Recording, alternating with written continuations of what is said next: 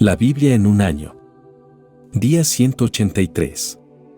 Segundo libro de Crónicas. Normas de Asa contra la idolatría. Azarías, hijo de Ohud, impulsado por el Espíritu de Dios, salió al encuentro de Asa y le dijo: Asa y todos los de Judá y Benjamín, escúchenme. El Señor estará con ustedes si ustedes están con Él. Si le buscan se dejará encontrar, pero si le abandonan, Él los abandonará. Durante muchos años Israel estuvo sin el Dios verdadero, sin un sacerdote que les instruyese y sin ley. Pero en su angustia se volvieron al Señor, Dios de Israel, le buscaron y Él se dejó encontrar. En aquellos años no había paz para ninguno, porque había una gran turbación entre los habitantes de los países. Las naciones se destruían unas contra otras porque el Señor los afligía con toda clase de desgracias. Ustedes, en cambio, manténganse firmes y que sus manos no desfallezcan, porque habrá recompensa para su trabajo.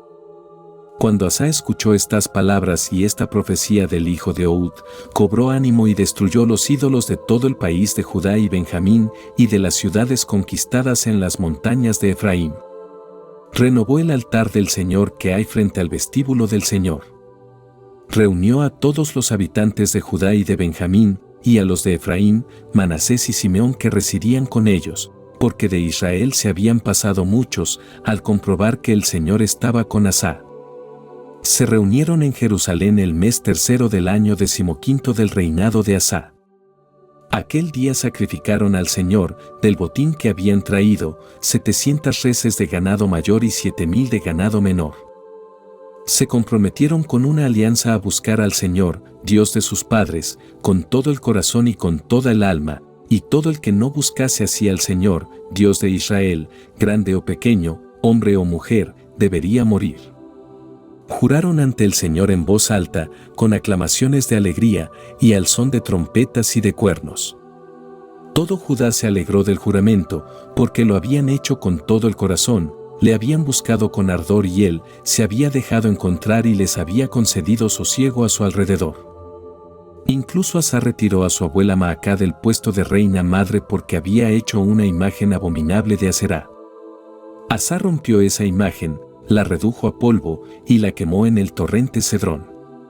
No destruyó los lugares altos de Israel, pero el corazón de Asa fue obediente al Señor durante toda su vida. Los objetos sagrados de su padre y los suyos propios los llevó al templo del Señor, plata, oro y otros objetos. No hubo guerra hasta el año 35 del reinado de Asa.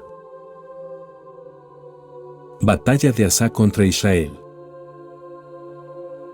El año 36 del reinado de Asa, Baasá, rey de Israel, subió contra Judá y reedificó Ramá para que nadie pudiese entrar ni salir de allí hacia Asa, rey de Judá. Entonces Asa sacó toda la plata y el oro que había quedado en los tesoros del templo del Señor y en los del palacio real, y los envió a Ben-Hadad, rey de Siria, que residía en Damasco, diciéndole: Que haya alianza entre tú y yo, como entre tu padre y mi padre. Aquí te envío plata y oro. Rompe tu alianza con Baasá, rey de Israel, para que se retire mis dominios. Ben-Hadad escuchó al rey Asa y envió a los jefes de sus ejércitos contra las ciudades de Israel. Atacó Jon, Dan, Abel-Maim y todas las ciudades de almacenamiento de Neftalí. Cuando se enteró Baasá, dejó de reedificar Ramá desistiendo de su empresa. Entonces el rey Asa convocó a todo Judá y se llevaron de Ramá las piedras y maderas con las que estaba construyendo Baasá, y con ellas el rey Asa reedificó Geba y Mizpá.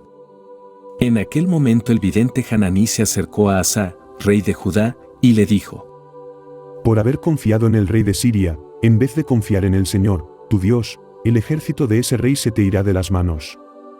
¿Acaso los cusitas y los libios no formaban un gran ejército con numerosos carros y caballos? Sin embargo, porque confiaste en el Señor, Él los puso en tus manos. Porque el Señor con sus ojos escruta toda la tierra y muestra su poder a favor de quienes le son fieles de corazón.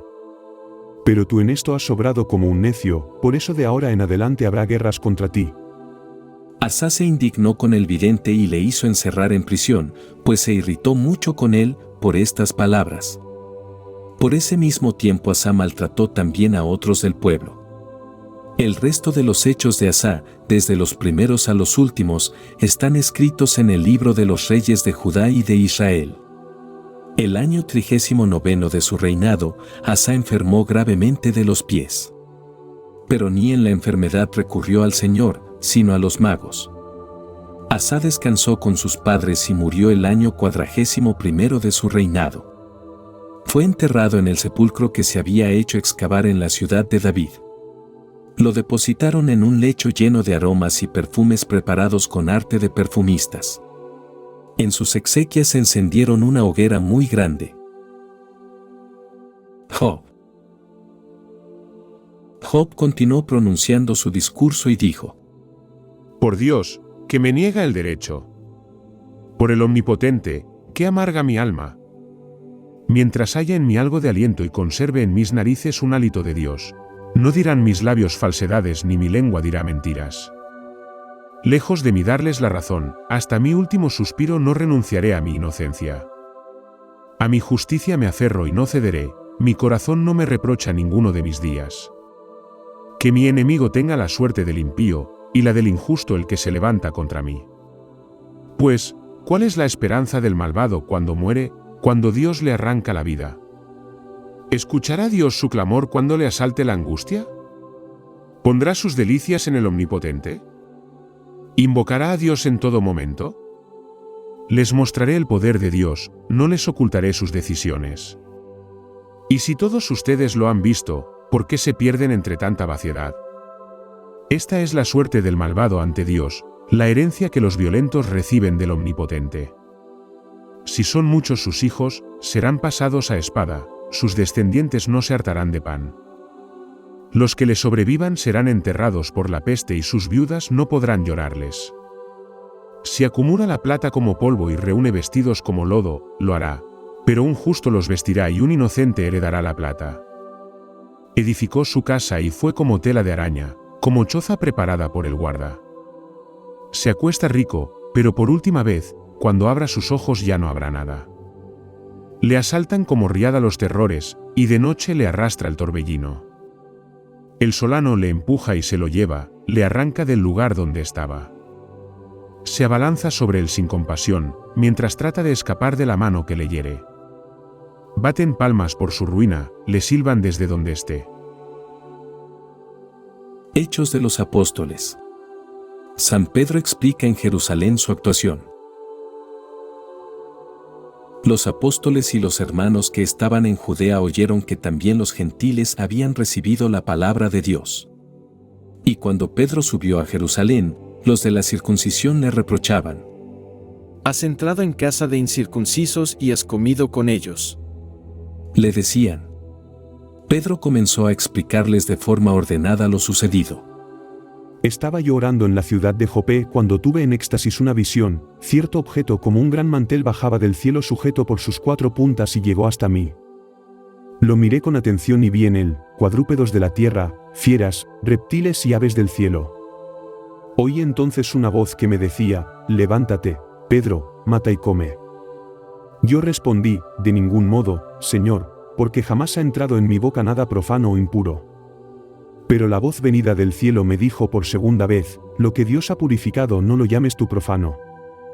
Esto ocurrió 3 veces, y al fin todo fue arrebatado al cielo. Inmediatamente después se presentaron 3 hombres en la casa donde estábamos, enviados a mí desde Cesarea. Y me dijo el Espíritu que fuese con ellos sin ningún reparo. Vinieron también conmigo estos 6 hermanos y entramos en la casa de aquel hombre. Él nos contó cómo había visto en su casa un ángel que, de pie, le decía: manda aviso a Jope y haz venir a Simón, llamado Pedro, quien te dirá palabras por las que serán salvados tú y toda tu casa. Y cuando comencé a hablar, descendió sobre ellos el Espíritu Santo, igual que al principio lo hizo sobre nosotros.